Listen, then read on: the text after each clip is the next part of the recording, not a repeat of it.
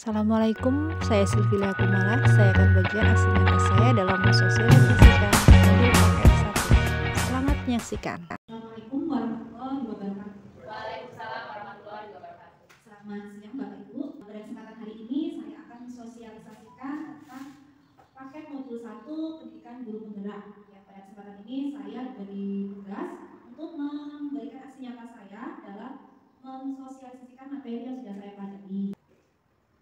Untuk modul 1 ini ada 4 submodul. Yang pertama tentang filosofi pendidikan di Ki Hajar Dewantara, kemudian nilai dan peran guru penggerak, visi guru penggerak, dan budaya positif. Submodul yang pertama filosofi pendidikan Ki Hajar Dewantara. Tahu ya Bapak Ibu Ki Hajar Dewantara? Tahu. Ya, adalah Bapak pendidikan Indonesia ya. Nah, menurut Bapak Ki Hajar Dewantara, pendidikan itu, dasar dari pendidikan itu menuntun. Jadi menuntun segala kekuatan kodrat yang ada pada anak-anak untuk mencapai keselamatan dan kebahagiaan baik sebagai manusia maupun sebagai anggota masyarakat. Jadi kita diminta menuntun. Oke. Sebagai pendidik hanya dapat menuntun apa, tumbuh atau hidupnya kekuatan kodrat pada anak-anak untuk memperbaiki laku budi pekertinya dan tumbuhnya kekuatan kodrat. Untuk apa? Untuk mencapai keselamatan dan kebahagiaan ya. Tujuan kita hanya anak-anak itu nantinya menjadi manusia yang selamat dan bahagia ya. Nah, Bapak Ki Hajar Dewantara memberikan 3 slogan. Yang pertama, Ingarso Sung Tulodo, dari bahasa Jawa ya Bapak Ibu. Ingarso Sung Tulodo teladan. Jadi kita di depan murid-murid kita harusnya bisa memberi contoh yang baik sikap, perilaku maupun kata kita.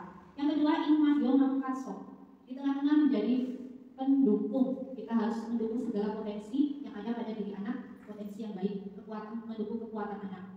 Yang ketiga, pemulihan dayani. Di belakang siswa, ya dari belakang kita berusaha mendorong, memberikan motivasi, semangat supaya anak itu mau berkembang sesuai dengan kodratnya. Nah, yang kedua, kodrat anak. Kodrat anak itu apa? Yang pertama, merdeka.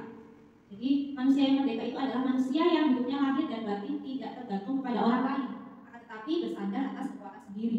Bukan berarti tidak butuh orang lain. Kita manusia makhluk sosial butuh orang lain, namun di sini merdeka dalam arti dia tidak bergantung pada orang lain, dalam arti berdiri dengan kekuatannya, dengan potensinya. Ya. Kodrat yang kedua, bermain. Anak-anak mana yang nggak suka bermain? Pasti semuanya suka bermain. Entah apa yang membedakan itu jenis permainannya itu apa. Nah, bermain itu adalah salah satu kodratnya anak. Pikiran, perasaan, kemauan atau cipta rasa dan asa itu sudah ada pada diri anak. Ya, permainan anak dapat menjadi bagian belajar di sekolah. Jadi karena anak suka bermain, jadi kita diminta atau sebisa mungkin kita masukkan permainan itu ke dalam pembelajaran kita supaya apa? Kodratnya anak terpenuhi. Contoh, ini ada permainan congklak. Ini main tapi dengan permainan congklak ini anak-anak bisa belajar matematika juga. Kemudian gobak sodor, ini juga permainan. Ini melatih kerjasama siswa. Yang ketiga, pendidikan yang berpihak pada anak. Bebas dari segala ikatan, dengan suci hati mendekati sang anak bukan untuk meminta suatu hak, melainkan untuk berhamba. Berhamba itu ngomong apapun kulakukan untuk anak supaya anak-anaknya itu ya terpenuhi. Bukan berarti kita tidak menghamba kepada Allah, tapi sebagai pendidik kita harus bisa memenuhi kebutuhan anak. Dengan cara apa? Dengan cara memberikan pendidikan yang berpusat pada murid. Jadi murid sebagai pusat dari pembelajaran kita. Kita tawarkan ke anak, hari ini kita mau belajar materi ini. Kira-kira kegiatan kita mau apa hari ini? Sekalian ingin apa? Nah, lalu kita kombinasi dengan materi yang akan kita pelajari. Gitu ya. Yang keempat, pendidikan bukan tabula rasa. Artinya anak bukan kertas kosong yang bisa kita gambar, kita tulis sesuai dengan apa yang kita pikirkan, apa yang kita inginkan. Tapi anak-anak itu lahir sudah ada kodratnya masing-masing, tapi kodrat tersebut masih sama-sama. Nah, tugas yang pendidik itu menebarkan yang sama-sama menjadi jelas. Dengan cara apa? Menuntun tadi, dengan memfasilitasi, membantu yang potensinya masih belum terlihat menjadi terlihat. Nah, menebarkan bagaimana menebarkannya dengan laku anak, dengan kekuatan konteks dan diri anak. Jadi kita dukung kekuatan dari diri anak, kemudian kita kenalkan budaya dan sosial kulturnya. Yang kelima, pendidikan menurut Ki Hajar Dewantara itu adalah budi pekerti. Budi itu pikiran, perasaan dan kehendak. Pekerti itu tenaga. Kalau pikiran, perasaan dan kehendak atau kemauan kita itu arahnya positif, baik, akan menghasilkan pekerti yang baik, energi, tenaga, semangat yang baik juga. Jadi harus sinkron ya. Kalau adanya keseimbangan antara cipta, rasa, rasa dan pekerti akan selaras hidup kita akan menjadi manusia yang baik. Dan yang terakhir, menurut KHD, Ki Hajar Dewantara, bahwa pendidik itu diibaratkan seorang petani. Berarti ladangnya itu adalah sekolahnya ya, Bapak Ibu. Nah, bibit atau benihnya itu adalah siswa-siswa kita. Seorang petani itu kewajibannya ya merawat tanamannya. Sedangkan kita merawat siswa kita dengan cara apa? Nah, menuntut tumbuhnya jagung dengan cara apa? Memperbaiki kondisi tanah, kemudian memelihara tanamannya dengan beri pupuk, air, dan seterusnya. Sedangkan kita dengan cara apa? Ya kita penuhi, kita kenali dulu anak-anak kita karakternya bagaimana, apa yang dibutuhkan anak, kemudian apa potensi yang sudah dimiliki tapi anak belum mau memunculkan. Nah, dari situ nanti kita bisa menuntun mereka ke arah mana. Sama, jadi tugas kita sebagai petani sama, namun sasarannya yang berbeda. Jadi kita nggak bisa memaksa anak ya Bapak Ibu, tidak memaksa. Nah, relevansinya, nih kata kuncinya, kalau di masa lampau pendidikan itu menuntun. Nah, kalau masa sekarang dikenal dengan pendidikan gotong royong. Seperti apa? Kolaboratif, reflektif, kritis. Kalau di masa depan itu murid humanis. Murid humanis itu bagaimana? Penuh kasih sayang, hati yang bersih, jujur, yang nantinya anak-anak itu selamat dan bahagia. Nah, untuk materi yang kedua tentang nilai dan peran guru. Sebelum saya membahas tentang nilai dan peran guru, kita ketahui dulu tujuan dari pendidikan kita itu untuk menciptakan pelajar profil Pancasila, pelajar sepanjang hayat. Jadi seperti apa? Yang memiliki profil 5-5 ini: beriman, mandiri, bernalar kritis, kreatif, gotong royong, dan berkebinekaan global. Ini 5-5-nya ini diharapkan bisa tertanam kepada siswa kita. Tujuan capaian kita dalam mendidik siswa itu melahirkan profil pelajar Pancasila. Nah, bagaimana untuk mewujudkan siswa yang seperti itu? Kita harus memiliki nilai-nilai yang tertanam dalam diri kita. Ya, yang pertama ada nilai mandiri, reflektif. Kita selalu merefleksi apa yang sudah kita lakukan, kita ajarkan, kurangnya apa, yang perlu ditambah apa, yang reflektif. Kolaboratif, kita harus mampu bekerja sama dengan rekan guru maupun siswa, bahkan orang tua. Inovatif, bisa memunculkan hal-hal yang baru, bisa membuat yang sudah lama menjadi segar kembali, membuat pembaharuan. Jadi tidak harus menciptakan hal yang baru, tapi sesuatu yang sudah ada kita renovasi menjadi hal yang baru, itu sudah masuk inovasi. Kemudian berpihak pada murid, tadi berhamba kepada murid. Kita memberikan pembelajaran yang berpihak pada murid, berpihak pada guru.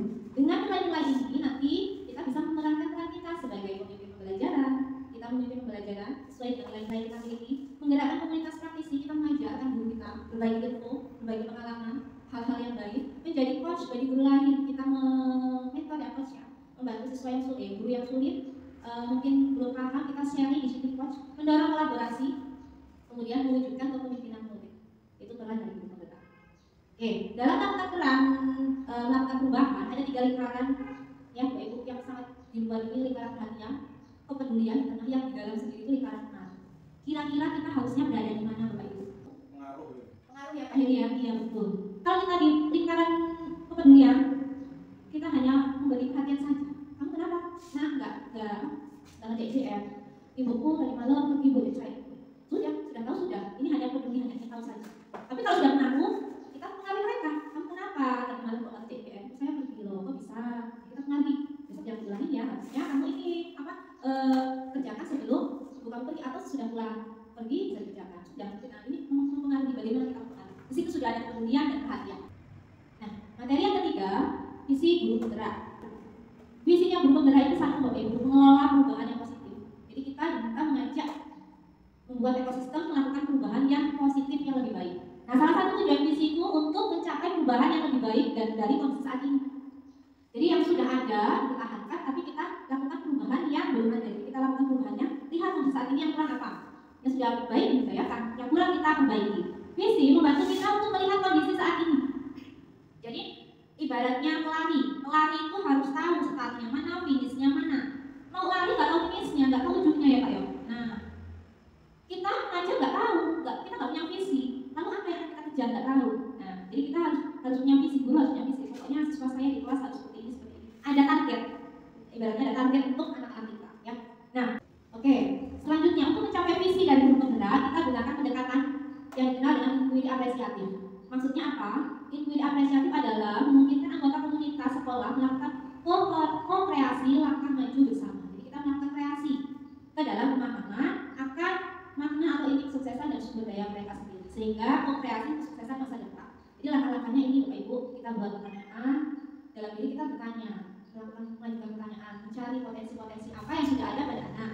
Lalu kita ambil pelajaran, cari pengalaman dari guru lain, nih kita ambil pelajaran dari guru lain. Siapa tahu metode yang digunakan guru lain baik kelas kita, baik kita ambil pelajaran dari mimpi. Apa yang kita impikan untuk anak kita? Anak kita itu maunya dia seperti apa? Kita minta mimpi punya sesuai seperti apa? Sini kita menggali, baru kita jabarkan untuk mencapai mimpi ini. Kita jabarkan rencana kita mau pakai pelajaran seperti apa, metode modelnya seperti apa, kemudian baru kita laksanakan atau eksekusi. Nah, langkahnya ini dikenal dengan istilah bagja. Bagja, B buat pertanyaan, A ambil pelajaran, B dari mimpi, C jabarkan rencana, dan A-nya atur eksekusi. Ini langkah-langkah untuk mencapai visi, ya. Oke. Bagja ini di daerah Jawa Timur, kalau tidak salah itu artinya bahagia. Nah, memulai prakarsa perubahan melalui sisi positif. Jadi kalau kita mau mewujudkan visi melalui model bagja, yang kita ingat yang positif, yang kita gali yang kekuatannya aja. Siswanya itu potensinya apa, gurunya potensinya apa. Yang negatif, anak itu sering terlambat, anak itu tidak pernah DPR, itu tidak perlu kita tonjolkan. Jadi yang kita lihat positif. Baik ya, untuk modul yang terakhir kan tentang budaya positif. Jadi untuk membangun budaya yang positif, maka sekolah perlu menyediakan lingkungan yang positif, aman dan nyaman. Jadi kita ciptakan dulu lingkungan yang positif, baru kita nanti bisa membangun budaya yang positif. Jadi kalau lingkungan kita positif, diharapkan kerjanya nanti mampu berpikir, berpindah dan mencipta dengan merdeka, mandiri dan bertanggung jawab. Salah satu strategi yang perlu ditinjau ulang adalah bentuk disiplin yang dijalankan selama ini di sekolah, serta bagaimana kontrol guru. Jadi untuk menciptakan budaya yang positif, kita lihat dulu bentuk disiplin yang sudah kita jalankan di sekolah dan kontrol kita sebagai guru dalam menghadapi murid. Yang pertama, disiplin positif. Melakukan budaya positif, kita harus menjalankan disiplin yang positif. Identiknya kalau menjalankan disiplin itu berkaitan dengan hukuman. Kalau di disiplin hukum, dapat sanksi, harus patuh itu disiplinnya. Sedangkan menurut Ki Hajar Dewantara itu untuk mencapai kemerdekaan atau dalam konteks pendidikan kita saat ini, untuk menciptakan murid yang merdeka, syarat utamanya ya harus ada disiplin yang kuat, yaitu disiplin diri dari diri mereka, bukan karena peraturan, bukan karena penghargaan, sehingga memiliki motivasi yang internal, jadi termotivasi dari dirinya sendiri. Dengan kata lain, kalau seorang memiliki disiplin diri, mereka bisa bertanggung jawab. Kalau sudah disiplin pada dirinya sendiri, saya yakin pasti tanggung jawabnya akan terpenuhi, karena mereka mendasarkan tindakan mereka pada nilai-nilai kebaikan. Nah, sebagai pendidik, tugas kita menciptakan anak kita agar memiliki disiplin diri. Nah, jadi anak kita nanti bisa berperilaku dengan mengacu pada nilai-nilai kebajikan. Ya. Nah, di sini ada perbedaan antara hukuman dan konsekuensi. Nah, di sini mencatat 100 kali di dalam buku kalimat, saya tidak akan terlambat hukuman. Tadi mengelilingi lapangan basket 2 kali karena terlambat tadi ke sekolah. Hukuman. Kalau yang kedua ini masih dalam pembelajaran video olahraga. Ini apa masuk ke hukuman atau konsekuensi, Bapak Ibu? Ya, kalau dalam pelajaran video apa? Ya. Kalau saya silakan laksanakan jawab. Oke, berhubungan ya Bapak Ibu. Jadi berhubungan dengan pelajaran. Sudah kamu terlambat karena masih pelajaran, kamu berpemanasan tadi kamu pemanasan dulu. Itu masuk konsekuensi. Tapi kalau lari keliling lapangan gara-gara terlambat dari sekolah, di luar dari pembelajaran video pembelajaran di kelas. Misalnya hari ini pembelajaran nyanyi, dia terlambat, pelajaran kamu nyanyi terlambat, diberi sanksi untuk mengelilingi lapangan, masuk hukuman karena tidak berkaitan dengan yang dia lakukan. Konsekuensi mengganti kertas tugas teman yang telah dicoret-coret, itu konsekuensi. Membersihkan tumpahan air di meja tulis karena tersenggol pada saat belajar. Kenapa itu konsekuensi? Dia harus melakukan hal yang sudah dia perbuat. Ya, bertanggung jawab ya. Jadi ya konsekuensinya ya itu kamu yang menumpahkan air, kamu yang bersihkan begitu. Bukan airnya tumpah langsung anak itu justru suruh berdiri, kamu tumpahin air kamu berdiri sendiri. Jadi tidak berkaitan. Nah, jadi Pak secara susah tahu ya bahwa itu hukuman itu larinya ke fisik dan mengikat. Iya, menyimpang. Iya, betul sekali. Kalau konsekuensi itu larinya lebih ke tanggung jawabnya, berkaitan dengan apa yang dia penyimpangan yang dia lakukan. Oke.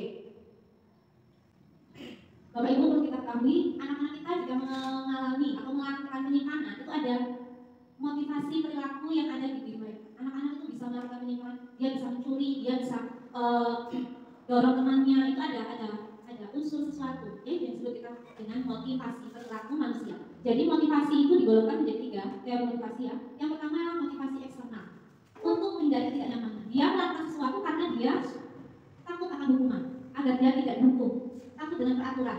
Disebut motivasi eksternal. Melakukan tindakan itu karena terpengaruh dari luar. Yang kedua untuk mendapatkan imbalan Seseorang melakukan sesuatu yang baik karena ada imbalannya, ada penghargaan di balik itu. Itu juga motivasi eksternal. Tapi boleh nggak Bu? Boleh saja.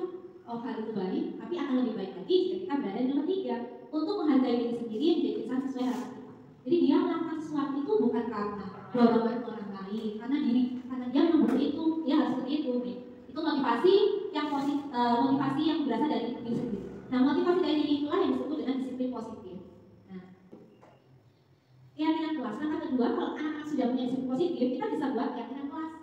Nah, setiap tindakan atau perilaku yang kita lakukan di dalam kelas dapat menentukan terciptanya sebuah lingkungan yang positif. Perilaku antar kelas tersebut menjadi sebuah kebiasaan. Jadi kalau lingkungan jadi anak sudah punya disiplin positif, kita fasilitasi lingkungan yang positif dengan cara apa?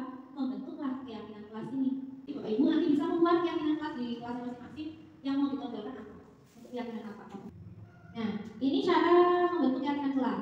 Ya, yang pertama, keyakinan kelas bersifat abstrak. Daripada pratika, keyakinan kelas berupa pernyataan universal. Yang keyakinan kelas itu dibuat dalam bentuk positif. Jadi jangan dilarang membuang sampah, itu negatif. Buang sampah di tempatnya, positif. Keyakinan kelas hendaknya tidak terlalu banyak. Kemudian sebaiknya diterapkan di lingkungan tersebut. Semua warga kelas hendaknya ikut berkontribusi dan terakhir bersedia meninjau kembali keyakinan kelas dari waktu ke waktu. Ini ya Mas. Nah, ini ada pertanyaan Bapak Ibu. Yang mana yang merupakan keyakinan kelas? Yang B. Yang B. Kenapa yang B Bu? Yang A itu misalnya satu pihak yang dua, kalau yang B kayak ada 12 pihak. Oke, kata Ibu Lena kalau yang A itu yang A terkesan yang membuat hanya satu pihak hanya jadi ada kesepakatan di dalamnya ya. Kalau yang B itu ada kontribusi siswanya. Jadi semua peraturan itu lebih mengikat. Kalau keyakinan itu lebih apa ya? Lebih umum. Jadi gini, kalau datang tepat waktu, kemudian tertib, kemudian menjaga kebersihan sekolah. Dan di situ ada saling yang kedua, kami murid yang semangat belajar. Semangat belajar itu yang seperti apa? Ya dia aktif, datangnya juga besar, apapun dia semangat. Kalau berangkatnya agak terlambat terus sudah malas. Kemudian aktif, kemudian tertib, di pembelajaran dia mengikuti dengan tertib, itu masuk semangat. Kalau kemudian kami guru dan murid saling menyayangi itu yang seperti apa? Nah, di situ nanti akan terisi kata-kata tertib ini. Di dalam keyakinan kelas itu mencakup peraturan kelas. Kalau sudah membuat keyakinan kelas, kita kenali siswa kita dengan memenuhi kebutuhan dasar manusia. Jadi manusia itu punya 5 kebutuhan. Ini kecil tidak kelihatan Bapak Ibu. Yang pertama kebutuhan bertahan hidup, cinta dan kasih sayang, penguasaan, kebebasan dan kesenangan.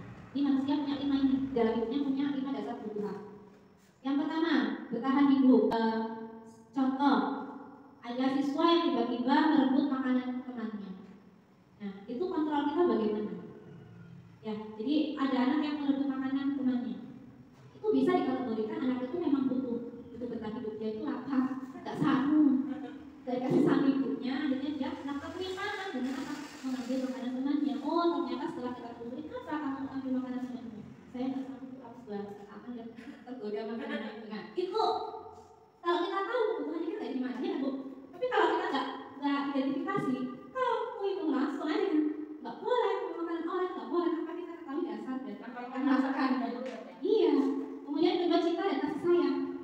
Cinta dan kasih sayang bukan untuk diterima. Anak-anak butuh untuk diterima.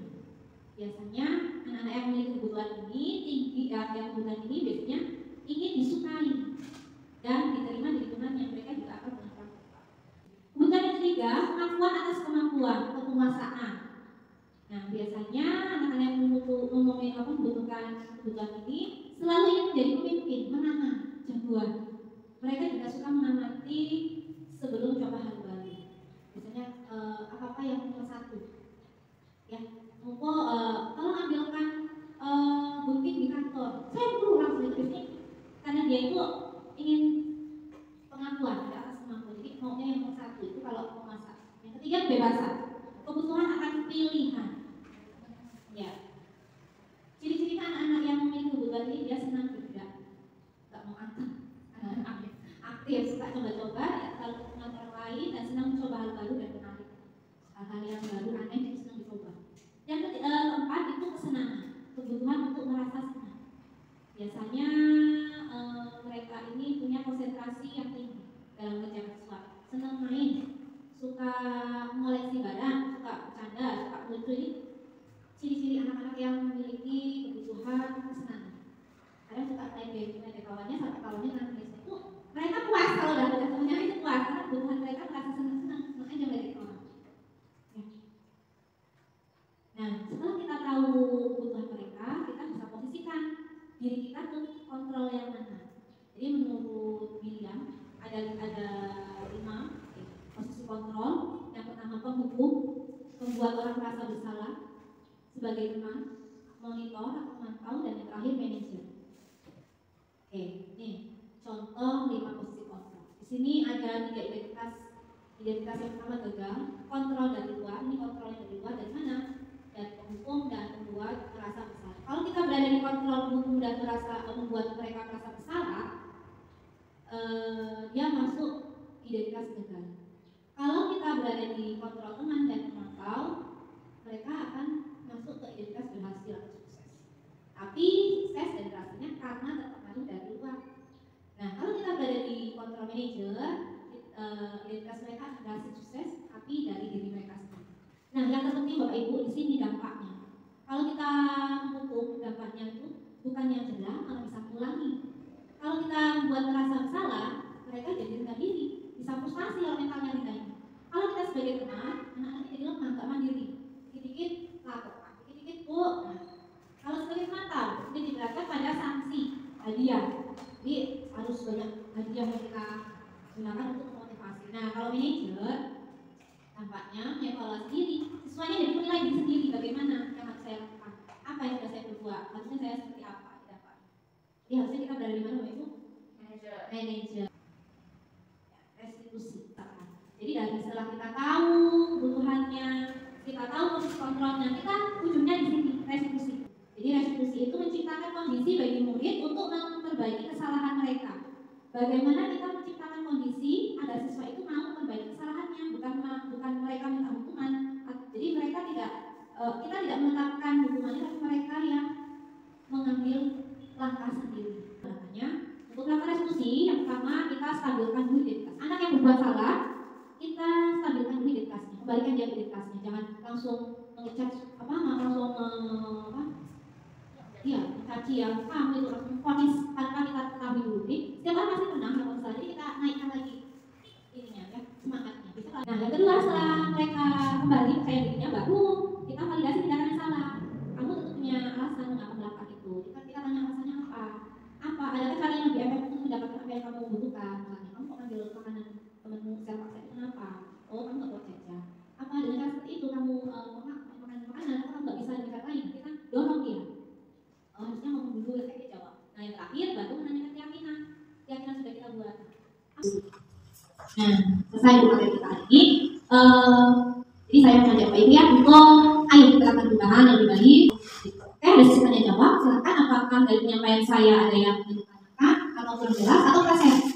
Saya Bu, boleh? Baik, selamat siang. Terima kasih buat penyampaiannya. Dan saya tadi memperhatikan sepanjang penyampaian Bu Suti, hanya satu saja yang mau saya katakan. Kalau kita tadi kan disampaikan bahwa kita tidak boleh menghukum, baik perkataan ataupun dengan tindakan kita tidak boleh menghukum siswa. Lalu yang ingin saya tanyakan bagaimana apa yang harus kita lakukan jika siswa tersebut berulang kali melakukan kesalahan? Apa yang harus kita lakukan? Terima kasih untuk Ibu Lena yang mengerti atas pertanyaannya. Itu sering kita jumpai ya, Bu. Ya. Jadi kalau kita mau menciptakan budaya positif, kita biasakan dulu dia melakukan hal yang positif. Itu sih Bu Lena, kalau dari saya kita lakukan restitusi. Kemarin saya sudah bagikan tentang ini video restitusi saya, anak buang sampah, kemudian saya panggil, ya dari situ mereka yang menyimpulkan sendiri. Kemudian terakhir kemarin ada anak yang mencoret-coret meja, saya panggil. Kira-kira kalau mencoret meja itu perbuatan yang baik bukan sih nak? Enggak Bu. Kenapa enggak? Ya kan mejanya kotor. Terus kalau kotor, berarti kamu peduli nggak sama lingkungan? Enggak. Nah peduli lingkungan itu masuk keyakinan kita. Jadi kamu itu enggak sama keyakinan kita. Dia diulas. Pas anak-anak itu masih matanya masih tajam, masih apa yang beda sama kita. Jadi ini saya mencoba menerapkan restitusi, menciptakan kondisi siswa agar mereka menyadari kesalahan. Kalau anak pulang berarti belum tenang. Ya karena tidak ada hal yang diyakini, tidak ada nilai yang diyakini dari dia. Itu dari saya. Bagaimana Bu Lena? Oke, terima kasih. Kiranya cukup ya Bu, sudah siap. Saya ucapkan terima kasih atas kehadiran Ibu. Mohon maaf sebesar-besarnya sudah menyita waktu Bapak Ibu dan teman-temannya. Amin salam. Wassalamualaikum warahmatullahi wabarakatuh. Demikian video aksi nyata saya. Salam guru penggerak.